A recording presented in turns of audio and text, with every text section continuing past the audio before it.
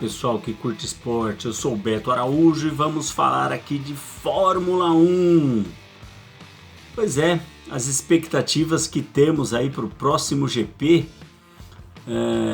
o GP da França, né? Paul Ricard, muito provavelmente teremos tem uma grande expectativa por ele, né? Por esse GP. Porque o campeonato está simplesmente sensacional, né? As 6 etapas em que tivemos foram etapas muito disputadas. Tivemos aí o último GP, o do Azerbaijão, que foi assim um final super inusitado, uma troca impressionante de posições. Max Verstappen, que estava lá na ponta, que é o líder do campeonato, né? E que estava numa situação muito benéfica para ele, acabou tendo um problema no pneu, enfim, várias situações aconteceram. O Hamilton, com o tal do botão mágico, né, que acabou atrapalhando a situação de frenagem dele, ele esbarrou, né, segundo a explicação técnica do pessoal lá, né? Então, imagina, vai ser agora, por conta dessa disputa que tem aí 4 pontos apenas separando o atual líder do campeonato, que é o Max Verstappen. Ele está com 105 pontos e o Hamilton vem na sequência com 101. Então, certamente teremos aí disputa acirradíssima. E sem contar que temos aí um piloto que de Mônaco para cá cresceu muito, que é o Sebastian Vettel, né? Sebastian Vettel, a Fênix ressurgindo, né? O Sebastian Vettel que não teve uma boa situação na Ferrari, mas agora na Aston Martin parece que as coisas estão caminhando para que ele consiga um equilíbrio, né? Algumas mudanças no carro, assoalho e algumas mudanças aerodinâmicas fizeram que talvez eles tivessem uma performance melhor, e muito bom isso acontecer, né? Porque estamos falando de um tetracampeão. Em Mônaco ele conseguiu uma façanha, e agora, né, nesse último GP em que ele conseguiu uma posição que há muito tempo ele não tinha, né, que é um pódio, um segundo lugar, que para ele, eu não tenho dúvida que foi sensacional. E aí no Azerbaijão tivemos o Pérez da RBR, o Vettel, né, e o Gasly da AlphaTauri. Quer dizer, muito foi assim, para o campeonato foi um ganho muito legal. Por quê? Porque aí a gente tem agora o Verstappen em primeiro com 105, Hamilton com 101, o Sérgio Pérez da RBR também, né, com 69 pontos, e o Lando Norris com 66. O detalhe é o seguinte: o Norris é um cara que está pontuando em todas as etapas. Até agora, nas 6 etapas que tivemos, ele pontuou, né? Então, não foi o Hamilton, não foi o Verstappen, foi o Lando Norris que está pontuando aí. E logo na sequência vem o Charles Leclerc da Ferrari. E aí, olha que interessante, ó, temos Red Bull, Mercedes, McLaren e Ferrari, né? Nas 6 primeiras posições. Aliás, o 6º colocado aí entre o Mundial de Pilotos é o Bottas, que deve estar aí balançando, né? Porque a performance dele não está boa, se bem que ele deu um azar em algumas situações, mas no cômputo geral, né? Ele, com o carro que tem para estar em 6º, é de ficar com a pulguinha atrás da orelha, né? Então, esse GP próximo, né, da França, dia 20, domingo às 10 horas, vai nos mostrar muita coisa interessante, né? O que é interessante também é o fato de a RBR tá comandando o campeonato atualmente dos pilotos e construtores, né? Com 174 pontos, e a Mercedes com 148. Você vê que aí inverteu um pouquinho uma situação. Havia 2 pilotos, né, que eram da Mercedes, que era o Hamilton e o Bottas, contra o Max Verstappen, agora inverteu, né? Agora é o Hamilton sozinho, né? Pelo que a gente está vendo aí, disputando com o Sérgio Pérez e principalmente com o Max Verstappen, que é cotado aí para ser campeão esse ano. Então, vamos aguardar o que vem aí pela próxima etapa, GP da França, Paul Ricard, o circuito de Paul Ricard, né? Dia 20/6 às 10 horas. Certamente teremos aí um GP disputadíssimo, né? Então, vamos aguardar, vamos ver o que vem pela frente e daqui a pouquinho a gente volta. Até mais. Saudações, Beto, saudações a todas e todos que nos acompanham na Hora do Esporte. Hoje, 14 de junho, edição de segunda-feira. O Beto dissecando aí sobre a Fórmula 1. É uma aula sobre os esportes a motores, sobretudo a Fórmula 1, né, a categoria mais importante do automobilismo. E agora falar um pouco do Campeonato Brasileiro, terceira rodada, tentar fazer um breve raio-x dos resultados do Campeonato Brasileiro, alguns destaques, né? Uns positivos, outros negativos, mas vamos seguir com o nosso Brasileirão. Vamos lá, começando pelo derby aqui em São Paulo, clássico, Palmeiras e Corinthians. O jogo terminou empatado 1-1. Palmeiras, que veio de uma eliminação para o CRB, equipe, né, que está disputando a Série B do Campeonato Brasileiro. Perdeu por 1-0 e depois, nos pênaltis, foi eliminado. E um jogo para... Geralmente o clássico é aquela, né?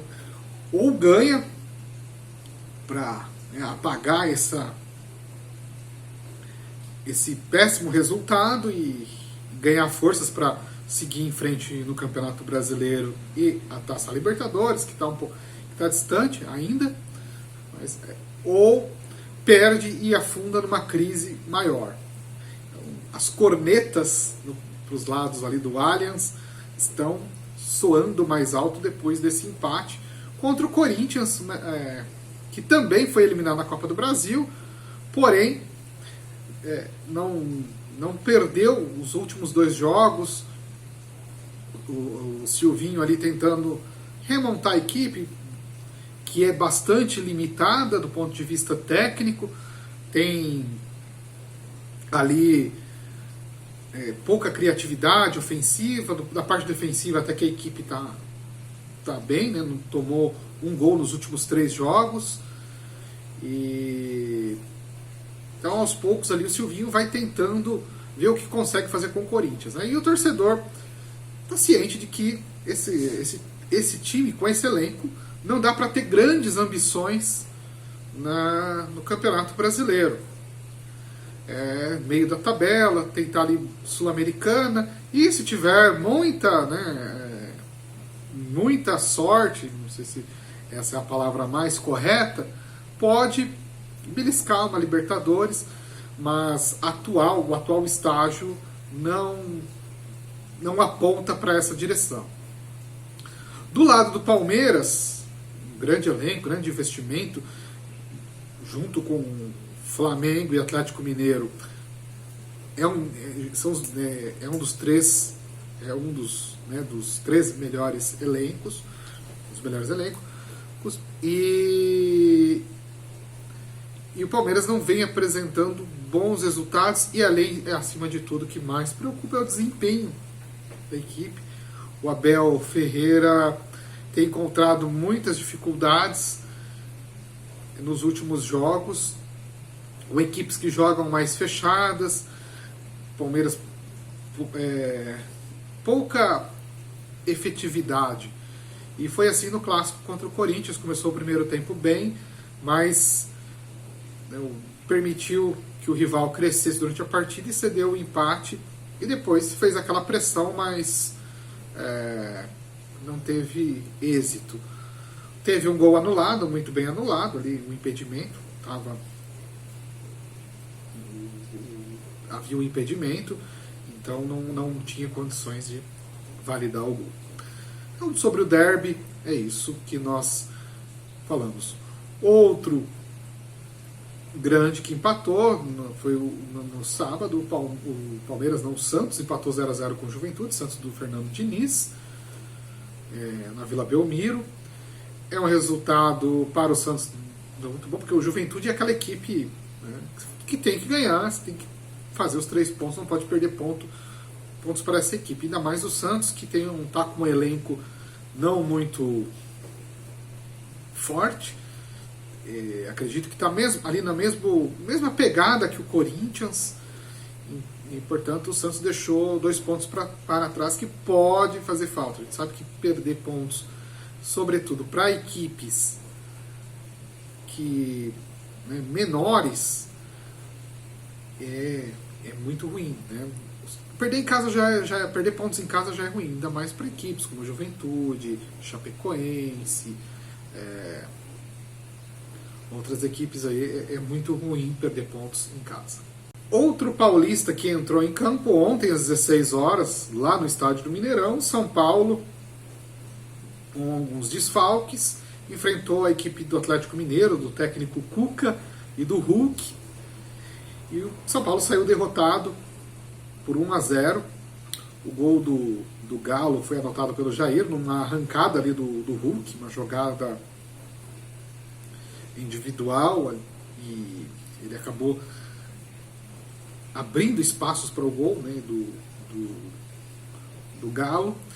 E o São Paulo segue sem vencer e sem marcar gol. Terceira rodada é um dos piores inícios de campeonato brasileiro da equipe tricolor do Morumbi nos últimos tempos. 3 jogos, 1 ponto apenas e nenhum gol marcado. O São Paulo vem sofrendo também de uma falta de criatividade ofensiva muito grande, toca a bola, mas não consegue ameaçar, não consegue criar chances reais de gol. Assim foi contra o Atlético Goianiense no final de semana passado, e agora, de forma mais recente, o jogo contra o Galo. O São Paulo tem tido muitas dificuldades com essas equipes, né, maiores, que marcam e coloquem o seu setor ofensivo em dificuldades. O Crespo vai ter muito trabalho pela frente. É claro que os desfalques também contam muito. Jogou sem o Luan, sem o Daniel Alves, sem o Benítez, enfim, né? Então, o Arboleda, que está servindo a seleção do Equador na Copa América, isso dificulta bastante. Mas o que preocupa o São Paulo não é só os resultados, mas é esse desempenho no campo, principalmente no setor ofensivo, que a equipe não está conseguindo produzir algo.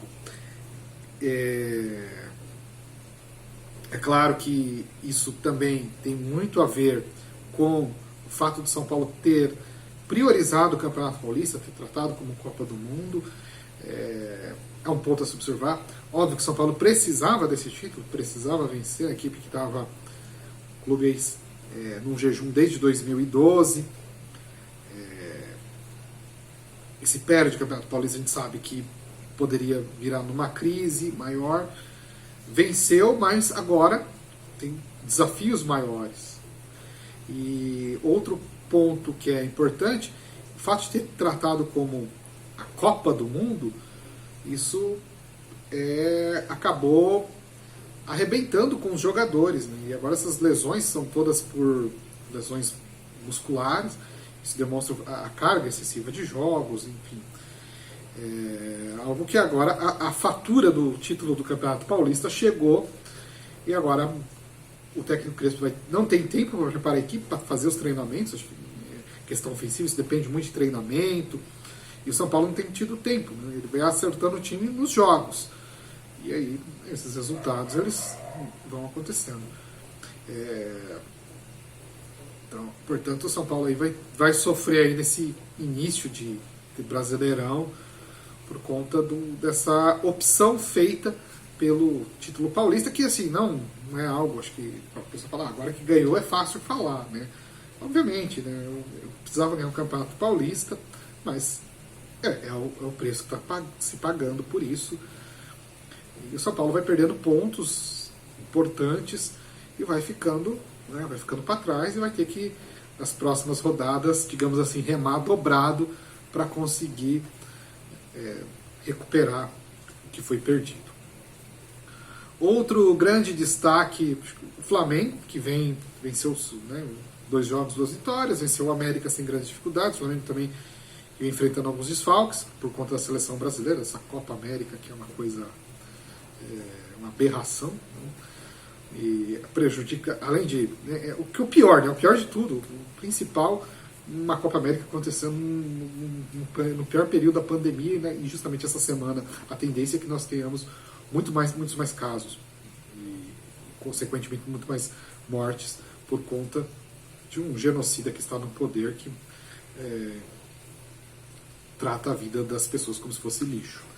Então, e aí tem outro problema, que é o ponto de vista futebolístico, que é o desfalque das grandes equipes, aí, que é o caso do Flamengo.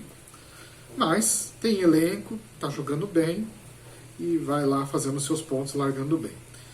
Outro que se recuperou, o Internacional, venceu o Bahia num pênalti duvidoso ali, e o Bahia perdeu sua primeira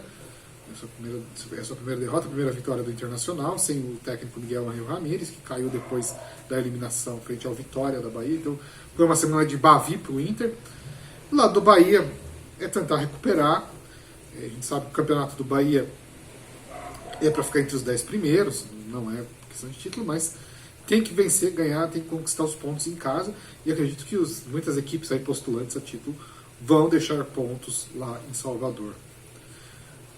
O outro destaque é o Fortaleza, que se mantém 100% ali na liderança, com o técnico Vojvoda, que venceu o Sport por 1-0. Já não foi aquela grande atuação, e o Fortaleza segue aí na liderança com 100% de aproveitamento.